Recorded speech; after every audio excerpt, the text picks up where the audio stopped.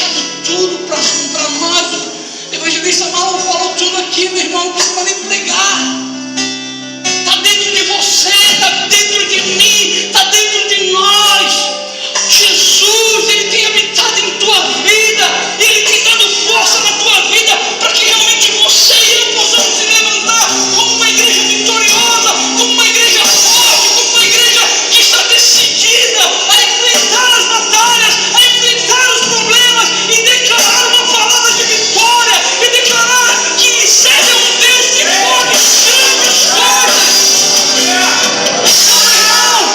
Começa a abrir a tua boca, começa a profetizar coisas boas, começa a declarar. Eu não estou falando de pensamento positivo, eu estou te falando de uma palavra de vida, eu estou falando de um Jesus que morreu na cruz do Calvário para nos dar vida e vida em abundância. E vida em abundância.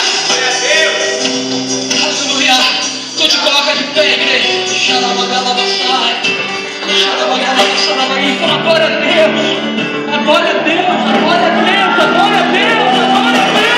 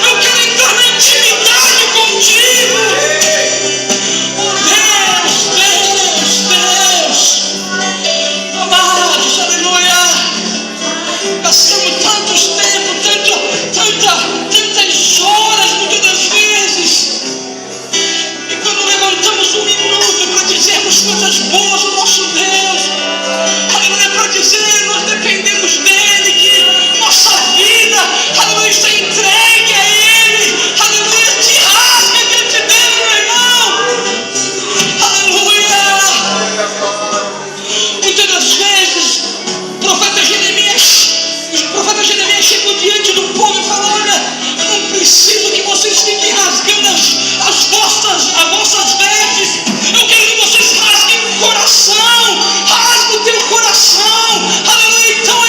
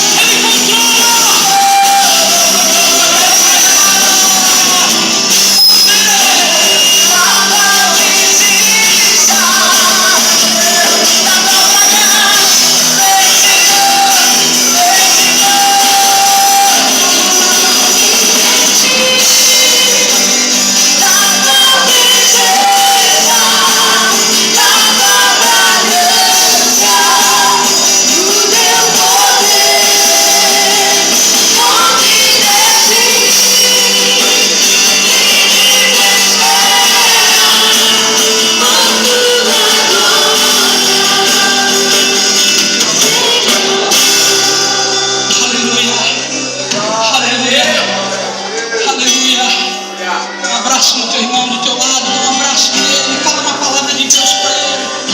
Fala uma palavra de Deus para ele. Abraça, abraça, irmão. Abraça, abraça. Abraça. Aleluia. Xalabagai. Oh, aleluia. Glória a Deus. Glória a Deus. Glória a Deus. Meu irmão, me desculpe. Eu sei que muitos devem ficar, mas para que gritar tanto, cara? Me desculpe, irmão, não tem como gritar. Eu sou assim. Está vendo o jogo lá em casa, eu, Gustavo e Lucas, eu estou entrando no mesmo ritmo. Começa a ver, fica lá, chuta, fica. É assim, eu sou. Então me suporta. Suporta, porque graças a Deus tem dado dons, levantado pessoas para ministrar nessa igreja.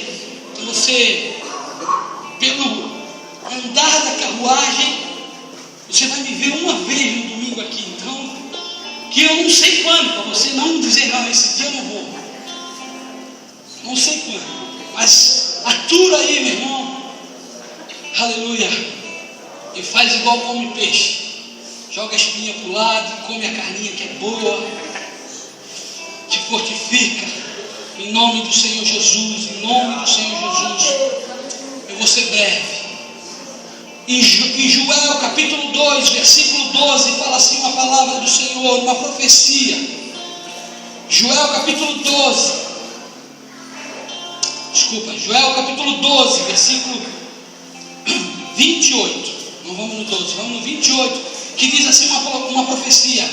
E há de ser que depois derramarei o meu espírito sobre toda a carne, e vossos filhos e vossas filhas profetizarão. Os vossos velhos terão sonhos, os vossos jovens terão visões, e também sobre os servos e sobre as servas, naqueles dias, derramarei o meu espírito. Aí vai comigo em Atos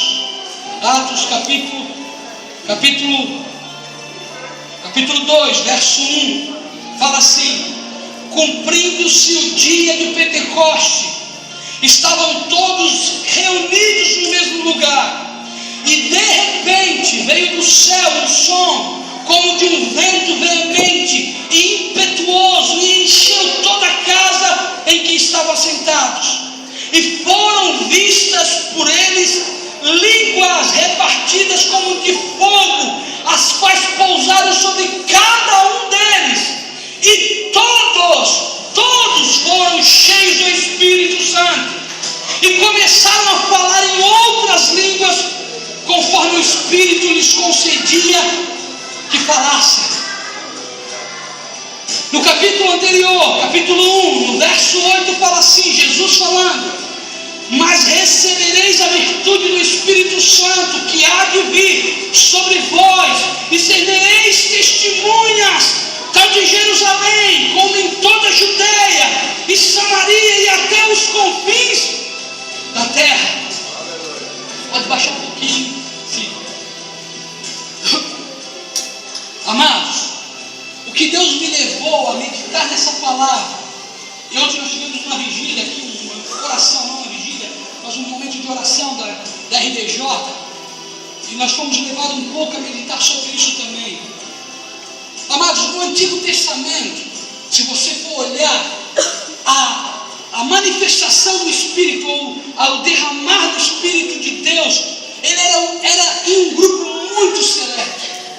Em poucas pessoas acontecia essa manifestação. Quando Deus levanta Moisés, Deus derrama esse Espírito, essa unção, para que Moisés faça a sua obra sobre Elias, sobre Jeremias, sobre Eliseu, sobre Joel, sobre algumas pessoas, um grupo muito seleto. Deus escolhia, tirava do meio daquele povo, de todos eles, colocava em destaque e derramava uma unção para que eles fizessem algo. Em poucas vezes nós lemos e conseguimos ver na palavra do Senhor uma manifestação em um grupo maior. A Bíblia fala que quando Moisés estava sobrecarregado da obra, ele, instruído por Arão, ele recebeu orientação: olha, divide essa carga, chama 70 homens para também fazerem o trabalho que você faz, porque senão você vai se fadigar e não vai conseguir dar a atenção que tem que dar ao povo.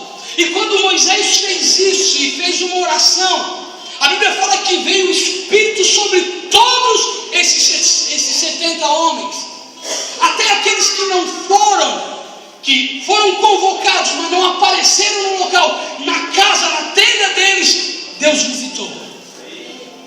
Então houve uma manifestação em um grupo, né? Nós vemos também o rei Saul no meio de um grupo de profetas, e ele é cheio juntamente com aquele grupo de profetas e começa a profetizar. Outra manifestação atípica do Antigo Testamento, em grupo. Era muito particular a coisa. O Espírito descia muito particular sobre uma pessoa, sobre Davi, sobre Samuel. Era muito particular o derramar do Espírito. E Joel chega nesse tempo, um tempo difícil para o povo de Israel. Joel coloca uma profecia, coloca uma palavra tremenda, dizendo que o Espírito não ficaria mais reservado a um grupo seleto, a um grupo específico, mas o Espírito seria derramado sobre toda a carne, sobre todo homem, sobre todo jovem, sobre toda mulher, sobre servo, sobre as pessoas que realmente querem. O Espírito estaria pronto a ser derramado. E a Bíblia fala que o cumprimento dessa profecia de Joel, ela começa em Atos, quando Jesus chega diante dos apóstolos e fala: olha, eu vou embora, mas vocês vão receber unção, vão receber o Espírito de Deus, para que realmente vocês possam pregar em Jerusalém, na Judéia, em toda a Samaria. Vocês vão receber uma unção para fazer a obra. Em outras palavras, vocês vão receber uma unção para fazer a obra,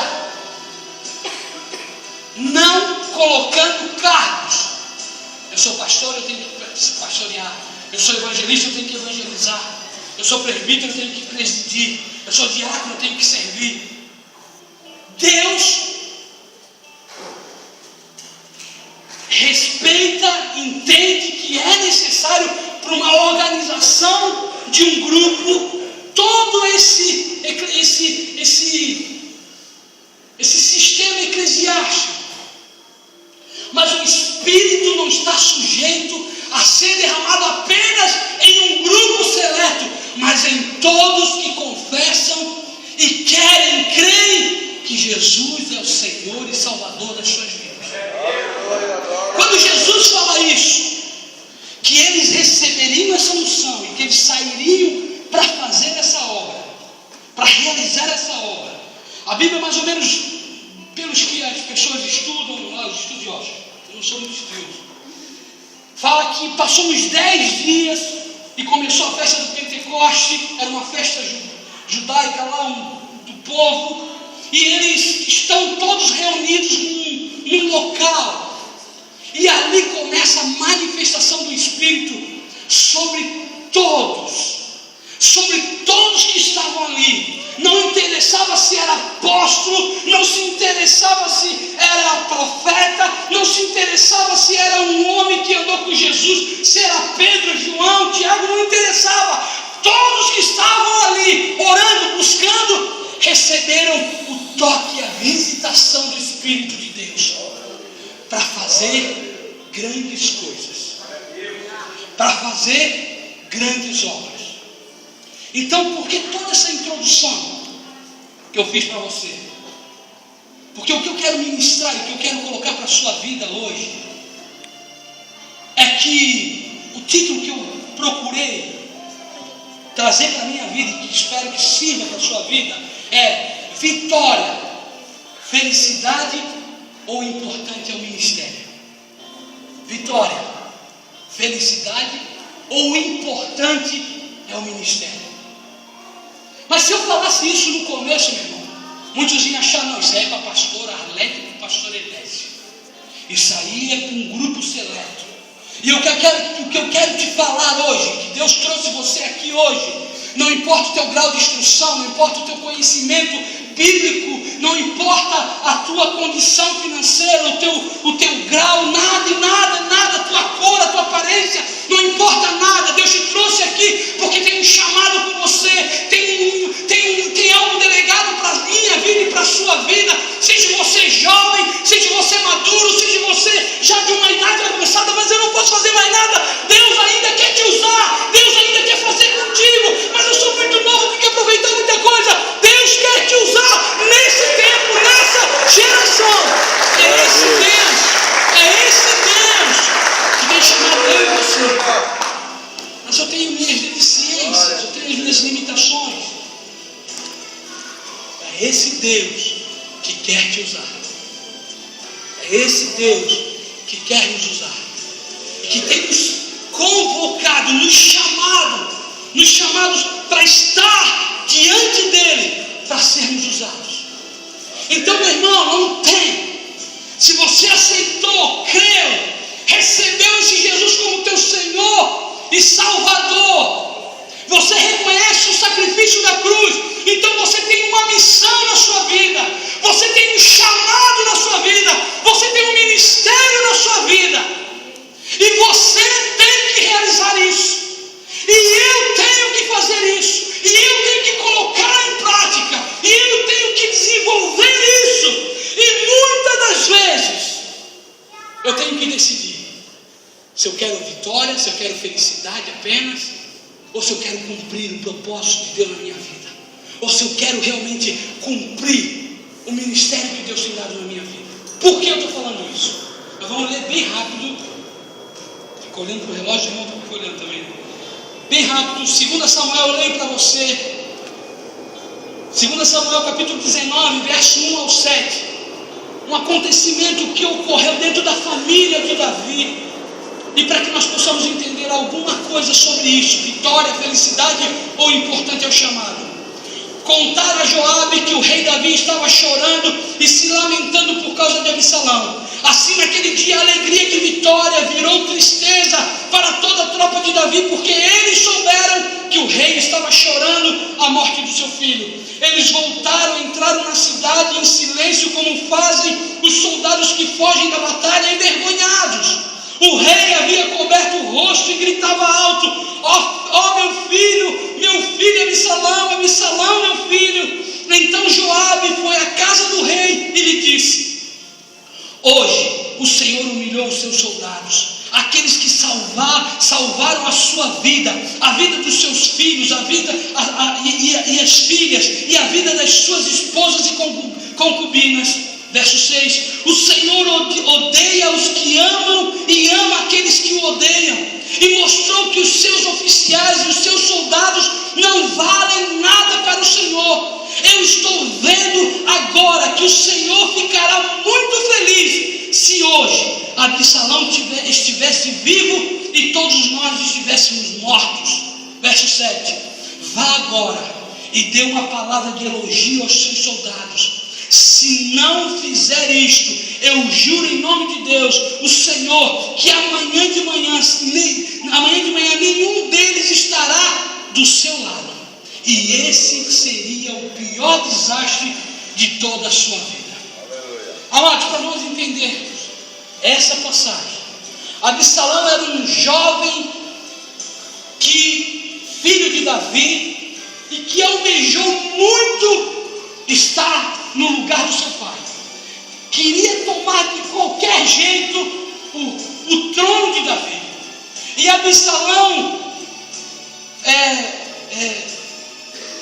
manipulado por Aitofel, um homem lá importante, manipulado por esse homem, ele começou a ter atitudes para realmente tirar o reino de Davi.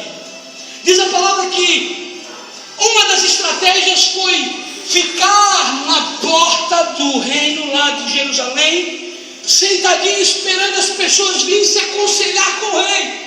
E quando as pessoas chegavam para ali, vinham muitas pessoas de tudo que era tribo de Israel, vinham conversar com Davi, resolver problemas com Davi.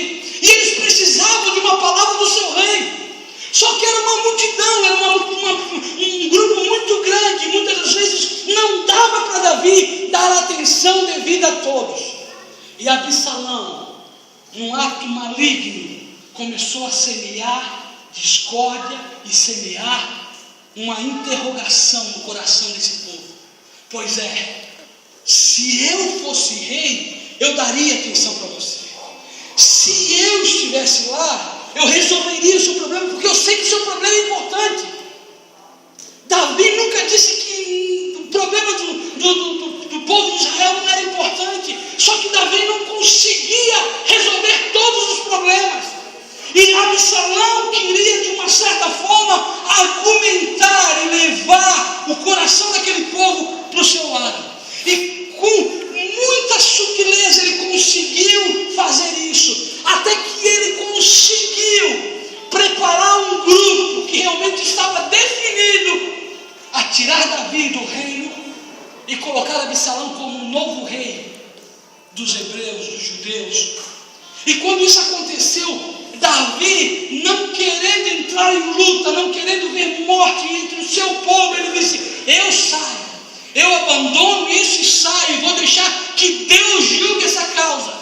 E Davi meio que saiu, se guardou em um local onde um grande grupo também seguiu a Davi. E começou ali em diante uma grande briga entre o povo de Israel. A ponto que houve um confronto entre os dois exércitos, exército de Davi e o exército de Absalão. E nesse confronto, nessas batalhas, Absalão foi morto, mataram o filho do rei, a vitória chegou para Davi. Aquilo que Davi precisava para continuar reinando é duro. Era a morte de Absalão. Era porque Absalão não ia entregar o reino. E numa dessas batalhas, Absalão é morto. Quando essa notícia chega para Davi, quando Davi ouve isso e diz: olha, o teu filho é morto, o reino é teu novamente, você continua reinando como assim Deus quis, como assim Deus determinou. Você continua no reinado desse povo, Davi. Davi rasgou as suas vestes, jogou o pó na sua cabeça, se lançou em terra e começou a clamar com grande desespero pela morte do seu filho.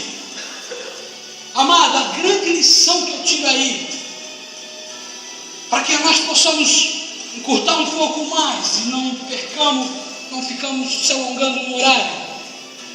A grande lição que eu começo a entender é que há momentos em minha vida e na tua vida que você vai ter que realmente saborear uma vitória, saborear talvez uma conquista que não vai ter um gosto muito bom, que não vai ser muito doce na sua vida, mas que vai ser necessário para que você permaneça no reinado, para que você permaneça no seu chamado, para que você permaneça seguindo, para que você permaneça sendo crente, o homem e a mulher que serve a Deus com coração, com um propósito.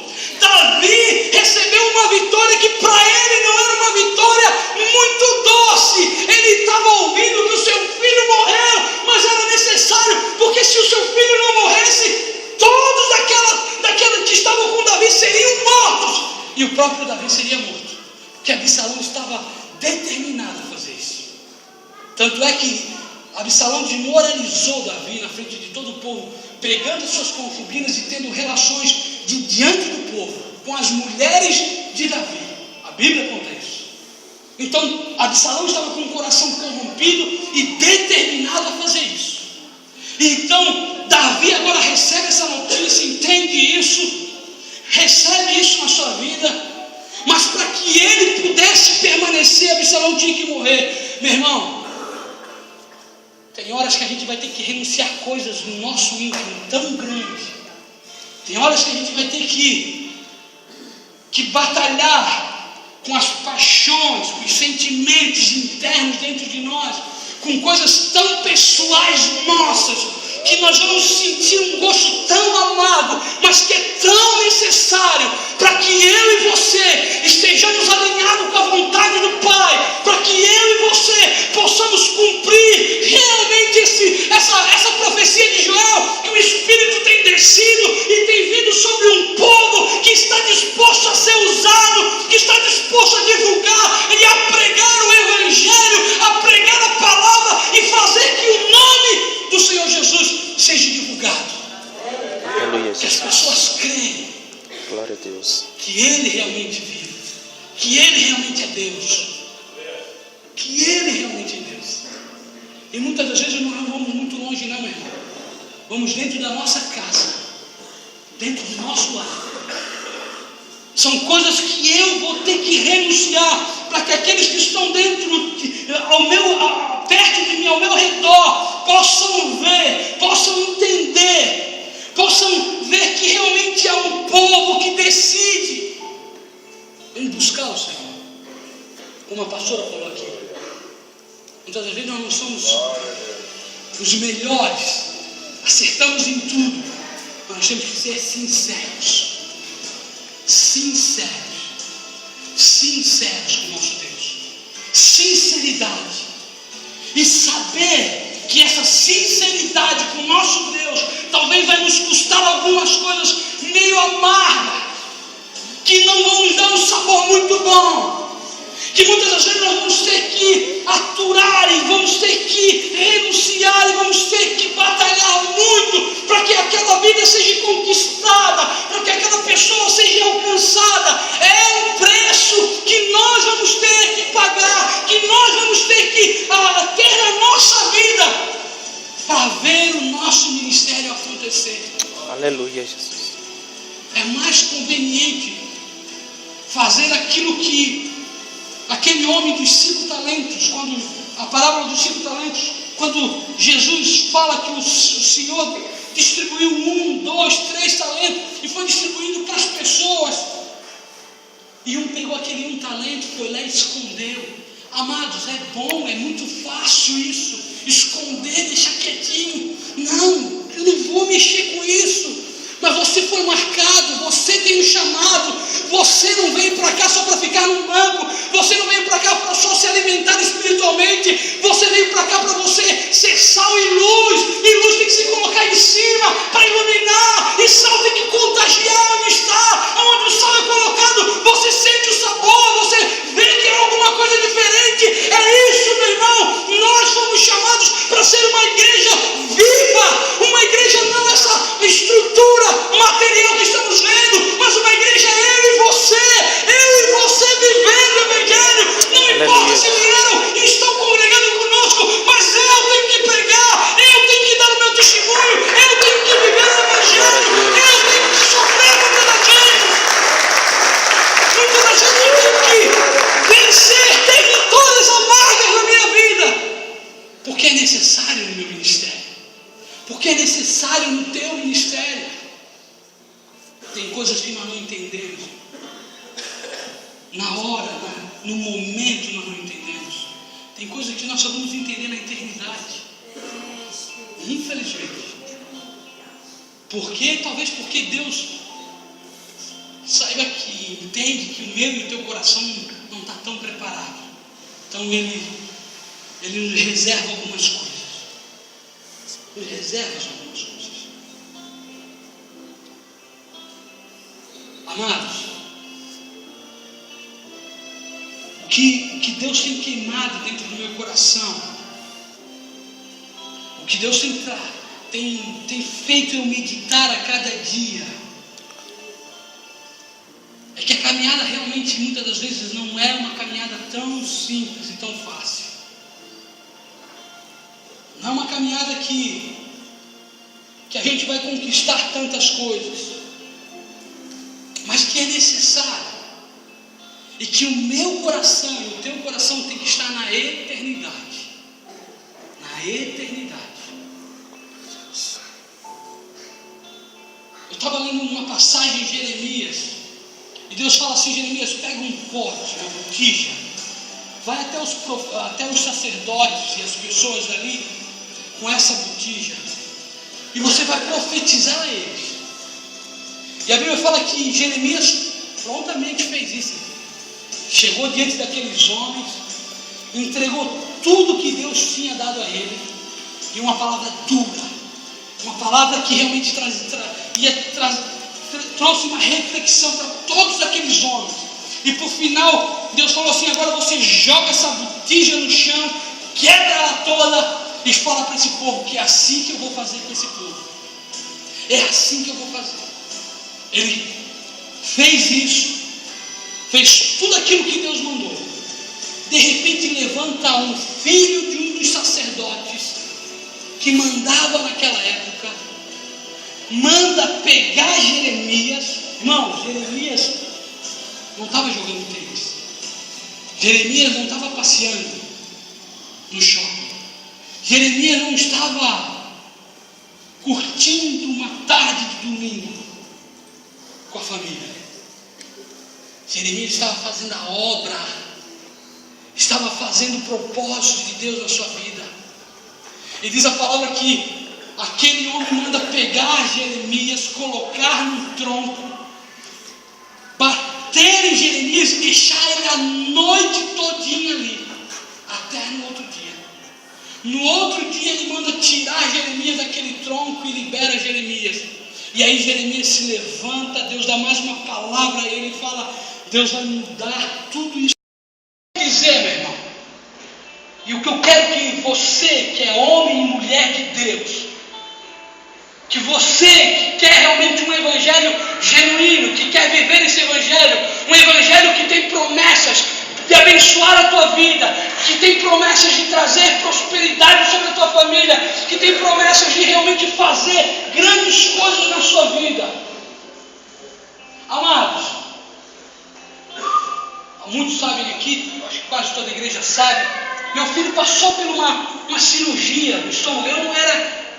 Eu sou sincero a dizer, a Lília fez, porque a Lília falou: não, nós vamos fazer. E eu sempre não quis falar o sim para ela, e como ela falou: não, vamos fazer, então tá, vamos fazer. Mas eu sempre dentro de mim assim, que sabe, o cara vai lá, quando ele botar aquele bisturi, vai olhar, não tem nada. E eu sempre orando assim, sempre buscando assim. Mas não foi dessa forma. Lucas fez uma cirurgia do estômago, do refluxo, está passando agora por um tratamento de 15 dias aí, meio intensivo. E na vida, na nossa família, no nosso lar, na área da saúde, talvez se eu não te falar, irmão, que eu senti, por pai você sente, por muitos momentos você sente. O Luquinha, todo feliz, eu sabia o que esperava ele. E eu sabia, a Lília sabia. Então, na área da saúde eu ficava questionando: Deus, por quê? Por que tem que passar por isso? Por que tem que trilhar nesses caminhos? O que eu vou aprender disso? E aprendi muito. Você não faz ideia do que Deus ensinou eu e a minha esposa. E Deus me mostrou algo muito pessoal, meu e da minha esposa. Ensinou. E irmãos, e é essas horas que Deus vai nos trazer, para que você, marido, mulher, jovem que está tendo um relacionamento, para você conhecer as pessoas que estão do teu lado. Muitas vezes a gente acha, a pessoa, será que vai suportar isso? E a minha esposa, ela passou por tudo isso. A Lília passou com muita força, com mais força até talvez do que eu. Ficar lá junto com o Lucas, não desanimar, sempre, toda vez que eu chegava, ela sempre contando as coisas boas que aconteciam, as melhoras que o Lucas estava tendo, e isso tudo me surpreendeu, porque aí você vai conhecendo a pessoa que você está, e olha que nós já estamos já há um tempinho, não esprontou igual o pastor, que enganou 10, que ficou 10 anos lá para casar, mas estamos no tempo e você vai descobrindo algumas coisas maravilhosas nisso tudo, vai descobrindo algumas coisas tremendas nisso tudo. Só que o interessante é, se eu falar para você que que a luta atingiu a nossa vida na saúde, podemos dizer assim. Mas nesse mesmo mês, a empresa recebe um dissídio e repassa esse dissídio. E como o meu salário já tinha sido reajustado em algumas coisas, eu não imaginava que eu ia ganhar. E Deus foi fiel a me abençoar. O que eu quero te dizer é que o nosso Deus, Ele vai nos ensinar muitas coisas. Talvez na área da saúde, na área financeira, na família. Tem vezes que as coisas vão muito bem na área financeira e talvez não tão bem na saúde, porque Deus está ensinando alguma coisa tem que ser revista.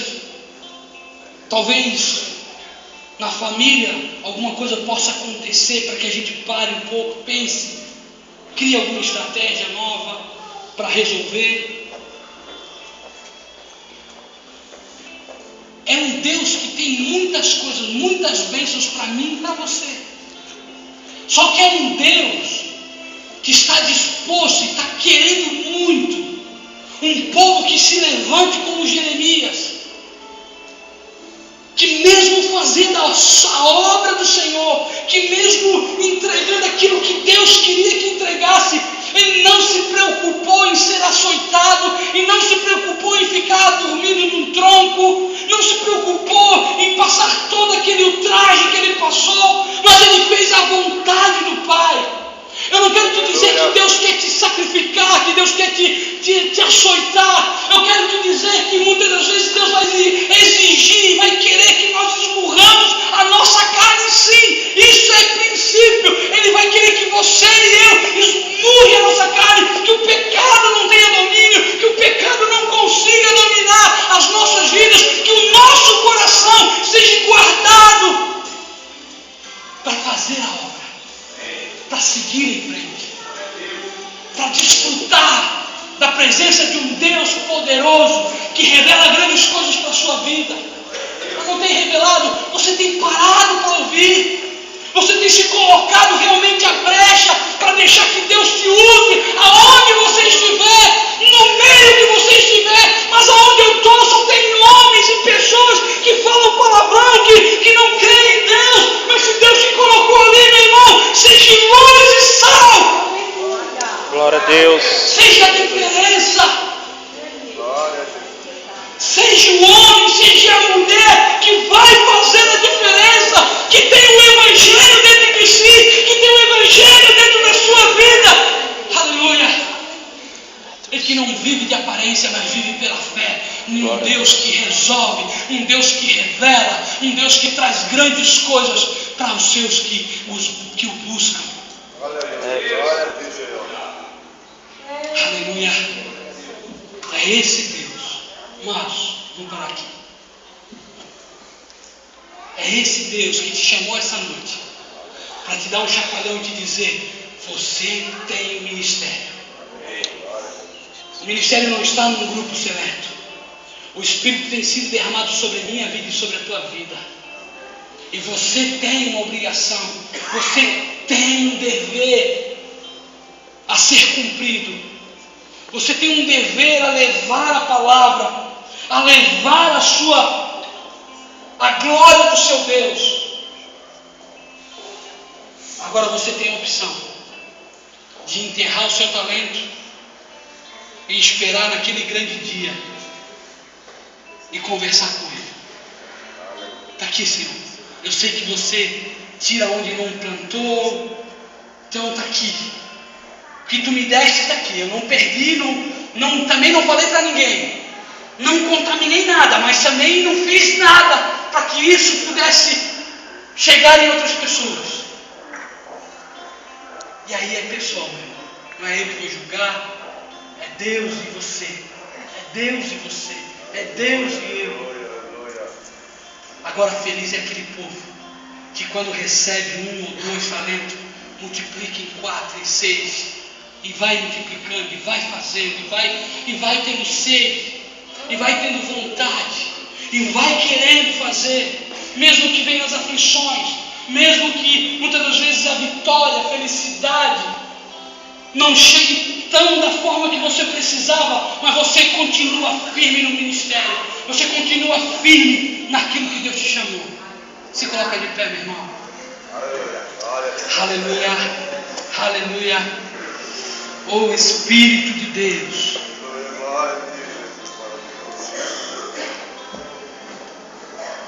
Aleluia. Amados, a opção é sua e minha. E é tanto sua e minha que quando você passar por aquela porta, você pode pegar essa palavra e não deixar chegar aqui no teu coração. Dizer não, deixa para lá, mais tarde. Ou você pode deixar essa palavra entrar no teu coração e começar a germinar algo na sua vida. Deixar ela começar a fermentar dentro de você. Deixar que ela crie aquilo que é necessário. Tem uma parábola que Jesus fala sobre a árvore, sobre uma figueira. E ele fala, o dono de uma vinha onde tinha nascido uma figueira, falou assim: essa figueira não dá fruto, vou cortar ela, jogar ela fora. Aí a pessoa que cuida do vinheiro lá chega assim: não, senhor, faz o seguinte, eu vou cavar essa figueira, vou colocar esterco. Sabe o que é esterco? É isso mesmo. Fezes de animais. Vou colocar ali. Vou tampar e vou deixar. Daqui 1 ano, o senhor volta para mim. Se ela vai dar fruto ou não. Amados, tem horas que tem coisas que acontecem para nós que vão ser adubos em nossa vida. Vai ser adubo na sua vida. E é bom o cheiro do esterco, irmão. Quer ver que você passa na Marcos Conde quando eles estão plantando aquelas florzinhas tão bonitinhas, que eles colocam aquelas florzinhas, jogam uma camada de adubo, meu irmão, você fecha o vidro do carro. Não é bom, mas é necessário. Tem horas que esse adubo vai chegar para a sua vida de alguma forma, para que você cresça e dê frutos, para que você resplandeça a glória do teu Pai, entendendo que a maior glória está por vir e se chama eternidade. Aleluia. Aonde você vai ser recepcionado por um Deus que te ama tanto, que tem tanto prazer na tua vida, na tua alma, nos teus sonhos, no teu viver. Um Deus que te ama tanto. Eu contei algo ontem aqui para a FDJ. Quando o Lucas recebeu alta, minha sogra estava em casa com o Gustavo e nós viemos embora.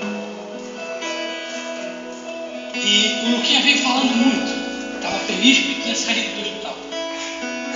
E quando nós chegamos em casa, que eu abri o portão e entrei no carro para entrar no carro e comecei a buzinar, comecei a fazer uma festa, porque o meu filho tinha retornado, e sã, e bem. A Lília se emocionou muito, a minha sogra também, o Ju, ficou feliz, o Luquinha também muito feliz. E veio no meu coração uma palavra forte. É esse sentimento, o sentimento que eu estava dentro de mim é de explosão, de ver meu filho novamente dentro da minha casa. E Deus trouxe o sentimento, é esse sentimento. Quando meu povo, quando meus filhos se alinham comigo, se voltam para mim, voltam para o lugar que eles têm que estar, voltam, saem do lugar onde eles estavam e voltam novamente para o local certo,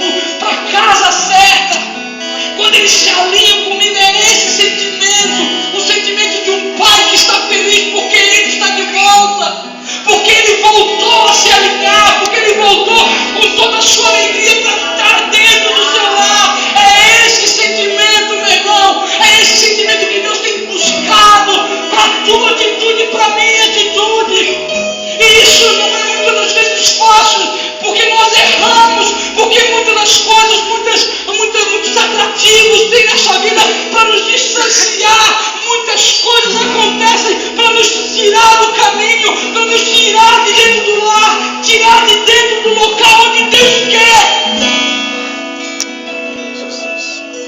Mas é necessário você renovar cada dia a sua mente, cada dia a sua vida. E aí eu volto a repetir: não importa se é novo, ou se é mais experiente, ou se tem uma idade mais avançada, não importa. Renovação de mente é cada dia, para cada um de nós.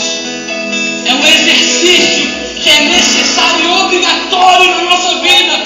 Reavaliar cada dia de nosso viver, reavaliar o que eu tenho errado, reavaliar o que eu tenho pecado contra o meu irmão, reavaliar naquilo que eu tenho feito de errado, reavaliar naquilo que eu tenho saído fora do propósito de Deus e voltar para dentro e voltar nos princípios, mesmo que isso me custe, mesmo que isso seja uma vitória, que não seja tão gostosa e tão doce, mas que eu preciso fazer essa força, eu preciso ter esse exercício na minha vida, de voltar a me alinhar. Feche os seus olhos, feche os seus olhos.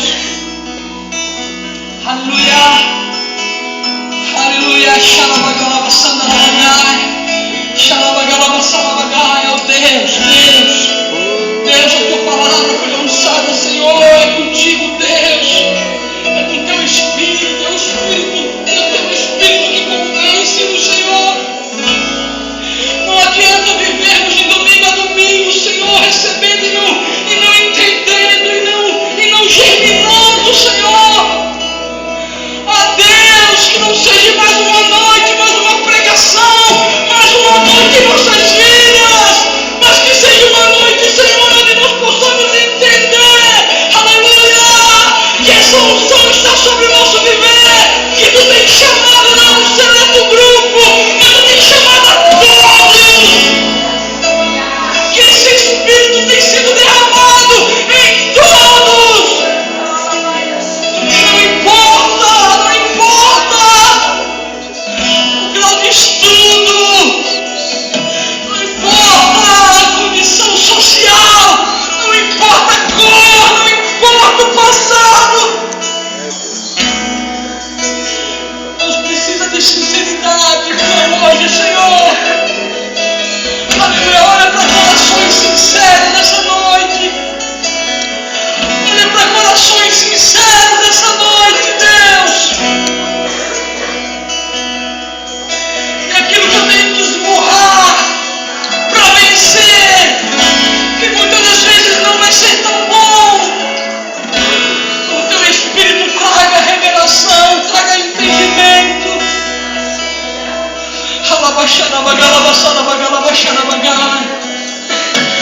Quero chamar os obreiros que vêm aqui à frente, todos, aleluia.